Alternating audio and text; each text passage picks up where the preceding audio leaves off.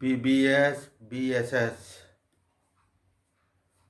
Degree first দ্বিতীয় বর্ষের প্রিয় শিক্ষার্থীবৃন্দ, আমি তোমাদের অর্থনীতি চতুর্থ পত্রের কর কাঠামো নিয়ে এখন আলাপ করব। কর কাঠামো বলতে কর আরোপ, কর সংগ্রহ, কর প্রদান পদ্ধতির একটি সামগ্রিক রূপ। বাংলাদেশের কর কাঠামো তত উন্নত নয়। বাংলাদেশের কর কাঠামো কেন দুর্বল, সেই দুর্বলতা বিষয়গুলো হচ্ছে: নাম্বার 1, কর কাঠামো দুর্বলতা। নেক্সট, কর ভারের অসম বন্টন। প্রত্যক্ষ কর কাঠামো দুর্বলতা। পরোক্ষ করের উপর নির্ভরশীলতা। প্রশাসনিক দুর্বলতা। কর ব্যবস্থা প্রগতিশীল নয়। কর ফাঁকির প্রবণতা। প্রয়োজনীয় তথ্যের অভাব। কর ব্যবস্থা অস্থিতিস্থাপক। হিসাব পদ্ধতি সহজ নয়। কর ব্যবস্থা আধুনিক নয়। আইনের সঠিক প্রয়োগ না থাকা। এই সমস্ত বিষয়গুলো হচ্ছে বাংলাদেশের কর কাঠামোর দুর্বলতার কারণ। এখন আমি বাংলাদেশের কর কাঠামো দুর্বলতার কারণগুলো বিস্তারিত আলাপ করব। বাংলাদেশের কর কাঠামো কেন দুর্বল, তার উত্তরে আমি বিস্তারিত আলাপ করব। আয় বন্টন সমূহ। রাজস্ব আয় সর্বোচ্চকরণের জন্য কর কাঠামো গঠন ও বাস্তবায়ন উন্নয়নশীল দেশের একটি গুরুত্বপূর্ণ বিষয়। বাংলাদেশের প্রায় 75% জনগণ দারিদ্র্যসীমার নিচে বসবাস করে। বর্তমানে কর্মক্ষম জনশক্তির 37% বেকার। দরিদ্র জনগোষ্ঠী 40% লোকের হাতে জাতীয় আয়ের 18.44% এবং ধনিক শ্রেণীর 5% লোকের হাতে জাতীয় আয়ের 18.55% সম্পদ কেন্দ্রীভূত। দেশের উন্নয়ন ব্যয়ের মাত্র 40% আসে আভ্যন্তরীণ খাত থেকে। বাংলাদেশে কর প্রাপ্তির পরিমাণ হলো মোট আভ্যন্তরীণ উৎপাদনের মাত্র 18%। বাংলাদেশের জন্মলগ্ন থেকে সরকার কর আরোপ ও কর আদায়ের ক্ষেত্রে প্রাথমিকভাবে স্বাধীনতা পূর্ব প্রচলিত নিয়ম ও ক্ষমতা হাতে তুলে নেয়। কতিপয় সংশোধনী ও পদক্ষেপ গ্রহণ করা ছাড়া সার্বিক কর কাঠামো ও ব্যবস্থাপনায় তেমন একটা পরিবর্তন সংঘটিত হয়নি। বাংলাদেশের বর্তমান কর কাঠামোর বৈশিষ্ট্য বা দুর্বলতাসমূহ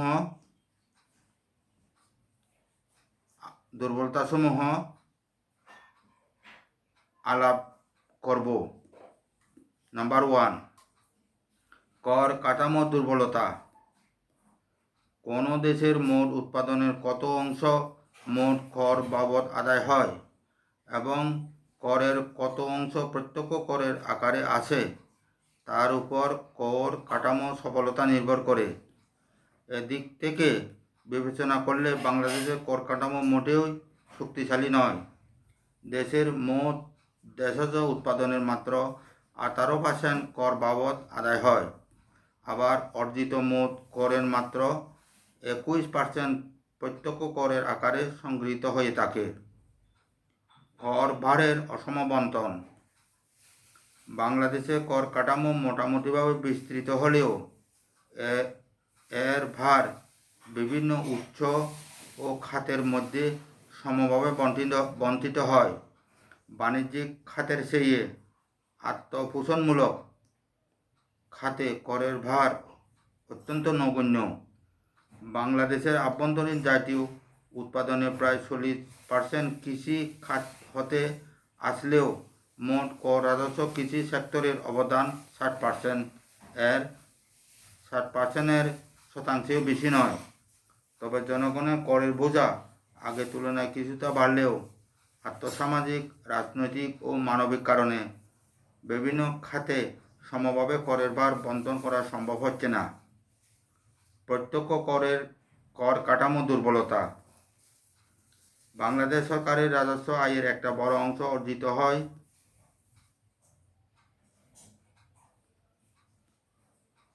প্রত্যক্ষ করের ক্ষেত্রে উল্লেখযোগ্য হল ব্যক্তিগত আয়কর, কৃষি আয়কর এবং ভূমি কর। দেশের প্রত্যক্ষ করের 80% হচ্ছে আয়কর ও কর্পোরেশন কর এবং 12% হচ্ছে ভূমি কর। কৃষি আয়করের পরিমাণ যৎসামান্য। জাতীয় আয়ের ক্ষেত্রে কৃষিখাতের অবদান যথেষ্ট হলেও কৃষকদের মানবিক দিক বিবেচনা করে এ খাতে কৃষি আয়কর আদায় করা সম্ভব হচ্ছে না। ফলে এ খাতের কর কাঠামো শক্তিশালী করা যাচ্ছে না। তাছাড়া কৃষির সংস্কারমূলক ও সম্প্রসারণশীল কার্যক্রমও সফলভাবে বাস্তবায়ন করা যাচ্ছে না। পরোক্ষ করের উপর নির্ভরতা। বাংলাদেশে কর কাঠামোর একটি অন্যতম বৈশিষ্ট্য হচ্ছে রাজস্ব আয়ের জন্য পরোক্ষ করের উপর অতিমাত্রায় নির্ভর করতে হয়। বাংলাদেশে মোট রাজস্ব 75% সংগৃহীত হয় পরোক্ষ করের মাধ্যমে। পরোক্ষ করের ক্ষেত্রে আয়ের খাতসমূহ হল বাণিজ্য শুল্ক, আবগারি শুল্ক, বিক্রয় কর ইত্যাদি। বাংলাদেশের পরোক্ষ কর ব্যবস্থা প্রধানত বৈদেশিক বাণিজ্য নির্ভর। প্রশাসনিক দুর্বলতা। বাংলাদেশের রাজস্ব আদায়ের সাথে সংশ্লিষ্ট কর প্রশাসন অত্যন্ত দুর্বল, দুর্নীতিপরায়ণ ও স্বজনপ্রীতি মনোভাবাপন্ন। কর প্রশাসনের কর্তা ব্যক্তিগণ অদক্ষ, তারা উন্নত প্রশিক্ষণপ্রাপ্ত নয়। প্রশাসন কর্তৃপক্ষ কর কাঠামো সংস্কারমূলক কার্যক্রম জনগণকে বোঝাতে সক্ষম হন না। কর ব্যবস্থা প্রগতিশীল নয়। এককভাবে বাংলাদেশে কর ব্যবস্থা প্রগতিশীল হলেও সার্বিকভাবে তা প্রগতিশীল নয়।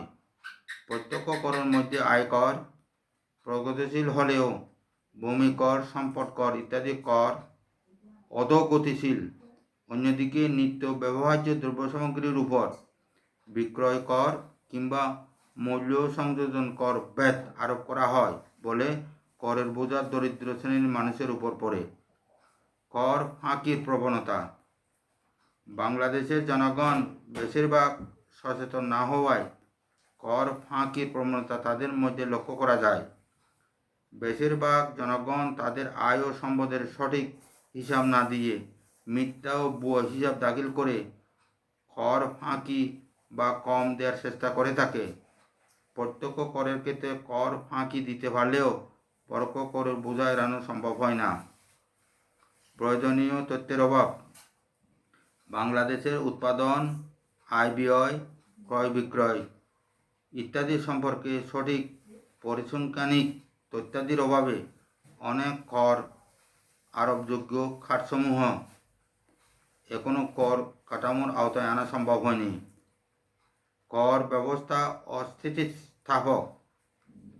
বাংলাদেশে কর ব্যবস্থার একটি অন্যতম দিক হল করের ভিত্তি সম্প্রসারিত হওয়ার সাথে সাথে করের গড় হার ও প্রান্তিক হার উভয়ই বৃদ্ধি পায়। তবে গড় হারের চেয়ে প্রান্তিক কর হার কম থাকে। এছাড়াও অর্থনীতিতে এমন অনেক খাত আছে যেখানে সরকার ইচ্ছে করলে কর হার বৃদ্ধি করতে পারছে না, আবার আদৌ সেগুলো কর ব্যবস্থার আওতায় আনা সম্ভব হবে কিনা তাও জানা নেই। হিসাব পদ্ধতি সহজ নয়। বাংলাদেশের কর কাঠামোর আয়কর, কর্পোরেট আয়কর, বিক্রয় কর, আমদানি ও রপ্তানি শুল্ক, টার্নওভার কর, মূল্য সংযোজন কর, ভ্যাট ইত্যাদি বিদ্যমান। করের হার, করের ভিত্তি পণ্য অনুসারে আলাদা আলাদা। অন্যদিকে করের হিসাব ও আদায় পদ্ধতি জটিল হওয়ার কারণে দুর্নীতি ও কর ফাঁকির প্রবণতা বৃদ্ধি পাচ্ছে। কর ব্যবস্থা আধুনিকীকরণ নয়। স্বাধীনতার পর থেকেই বাংলাদেশে করের হিসাব, কর নিবন্ধন, কর শনাক্তকরণ, কর আরোপ ও কর আদায়ের ক্ষেত্রে এখনও সেই পুরানো আমলে সনাতন পদ্ধতি চলমান আছে। বর্তমানে কর আদায়ের ক্ষেত্রে অনলাইন কর ব্যবস্থা প্রবর্তিত হলেও তা ব্যাপক সম্প্রসারিত নয়। এখানে আধুনিক প্রযুক্তির ব্যবহার, ব্যাপক গবেষণা, কর সহজীকরণ ইত্যাদির অভাবে কর ব্যবস্থা পুরোপুরি আধুনিকীকরণ করা সম্ভব হয়নি। আইনের সঠিক প্রয়োগ না থাকা। বাংলাদেশে আইন থাকলেও আইনের প্রয়োগ বাস্তব ক্ষেত্রে দেখা যায় না। দুর্নীতি, স্বজনপ্রীতি ও রাজনৈতিক দুর্বৃত্তায়নের কারণে কর ফাঁকিবাজদের আইনের আওতায় আনা সম্ভব হচ্ছে না। কর প্রশাসন মূলত কর ফাঁকির ক্ষেত্র ও ব্যক্তিদের চিহ্নিত করলেও বেশিরভাগ ক্ষেত্রে আইনের ফোকর ও রাজনৈতিক বিবেচনায় ঋণ খেলাপি ও কর ফাঁকিবাজরা শাস্তি থেকে রেহাই পেয়ে যাচ্ছে। অতএব এসব আলোচনা থেকে বোঝা যায় যে বাংলাদেশে কর কাঠামো দুর্বল হওয়ার পাশাপাশি রাজনৈতিক ছত্রছায়ায় কর ফাঁকির প্রবণতা বেড়েই চলেছে। কর ফাঁকি রোধ করতে হলে কর সংশ্লিষ্ট ব্যক্তিদের সচেতন হওয়ার পাশাপাশি রাজনৈতিক হস্তক্ষেপ বন্ধ করতে হবে।